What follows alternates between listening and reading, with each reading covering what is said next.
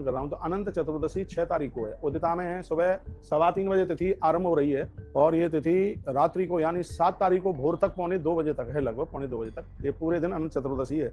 और भविष्य पुराण में इस कथा का और ब्रह्म पुराण में अनंत चतुर्दशी की कथा की बहुत बड़ी महिमा का वर्णन किया। मेरे सामने ग्रंथ रखा है और यहीं से मैं अब आपको निवेदन कर रहा हूँ। कहते हैं कि अनंत चतुर्दशी यदि उदिता में पड़ जाए तो उसकी महिमा बहुत ज्यादा है। उसमें कौन से देवता की पूजा करें यह अब आप सुन लीजिएगा। सा परा कार्या पूजन काल्या प्रातः अनंत पूज्ये दस्तु प्रातः काले समाहिता अनंता लभते सिद्धिम चक्रपाणे प्रसाद। यह ब्रह्म पुराण का श्लोक है। इसमें वर्णन किया है कि अनंत चतुर्दशी ब्रह्म मुहूर्त में पड़ती है, सुबह उदिता तिथि में पड़ती है, तो उसकी महिमा बहुत ज्यादा है।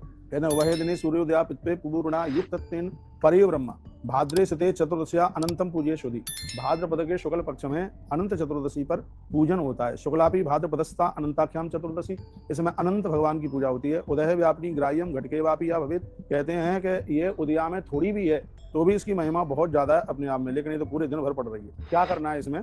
प्रातः नद्यादि स्नाता नित्य कर्म समाप्य। यदि आसपास कहीं नदी है तो भोर में आप नदी में स्नान कीजिए, यदि ऐसा है नहीं तो मिट्टी के घट में पानी भर करके और फिर उस जल के द्वारा स्नान कीजिए। अनंतम हृदय कृत्वा शुचिस्तत्र समाहिता मंडलम सर्वतो भद्रम कृत्वा कुंभम तुम निषेध। इसमें वर्णन किया गया है, कहा गया है कि सर्वतो भद्र मंडल का इसमें बंधन पूजन करें। कोई ब्राह्मण मिल जाए तो एक चौकी बनवाएं, यदि वह नहीं है तो वैसे ही पटा रख करके और उसके ऊपर एक कलश रख करके और उसमें एक चतुष्ट दल बना करके और दुर्वा लेकर के फड़ा सप्त क्रमंडितम कृत्वा दर्भ भयम शेषम फड़ा सप्त क्रमंडितम, वह 7 दुर्वा यानी उसमें बिल्कुल सर्प के फण दिखाई दे, इस तरीके से उसको बनाइए। अनंत अच्युतम कृष्णा अनिरुद्धम तु पद्मजम दैत्यारम पुनरीकाचम गोविंदम गरुड़ध्वजम। भगवान नारायण की जो नाम है, कुछ भी नहीं आपसे आता है, परमात्मा के नाम में आपको कुछ आता ही नहीं है, तो आपको ओम जय जगदीश हरे तो आता है। ओम भगवान का नाम लीजिए आप, भगवान नारायण, ओम नमो नारायणाय, बहुत ध्यान से सुन लीजिए, कुछ भी नहीं आता आपसे, ओम नमो नारायणाय, ओम नमो नारायणाय, ओम नमो नारायणाय बोल करके ये पूजा आप करें। कूर्मम जल निधिम विष्णु वामनम जल सायनम प्रतिवर्षम चक्रेण में नामाभि।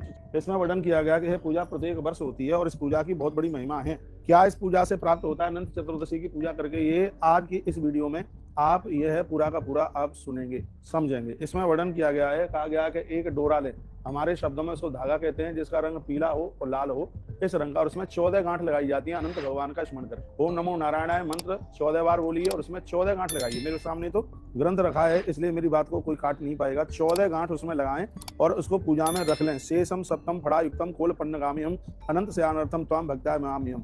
कहा जाता है कि हे भगवान, हम आपको वंदन प्रणाम करते हैं।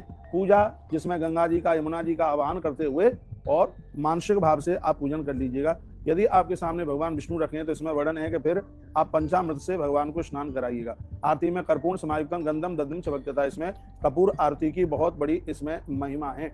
अब आपने जो अनंत यानी जो धागा है, डोरा है, उसमें 14 गांठें लगा करके जो आपने रख दिया है उसका भी मंत्र है, अनंतम संसार महासमुद्र मंगनम संयुद्रम वासुदेवा अनंत रूपे विनियोजस्व या अनंत सूत्राय नमो नमस्ते, ऐसा बोला जाता है। इसमें कहा जाता है हे अनंत भगवान, भव सागर से पार करने वाले आप ही हैं, ऐसा परमात्मा से वंदन और प्रणाम किया जाता है। कहा जाता है कि ये कब तक बंधेगा ये धागा? अनंत चतुर्दशी को पूजा करके धागा अपने दाहिने हाथ में ये बांधा जाता है।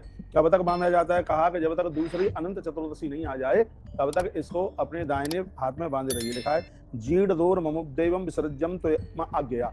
भगवान को कहा जाता है प्रभु हमें आज्ञा दीजिएगा, अब जो मेरे पास में पुराना अनंत बंधा हुआ है मेरी भुजा में, उसको मैं उतार करके मैं जल में प्रवाहित कर रहा हूँ। ऐसा भगवान से बोल करके फिर पुराने धागे को निकाल लिया जाता है और नया अनंत यानी वह धागा नया वाला उसमें बांध लिया जाता है।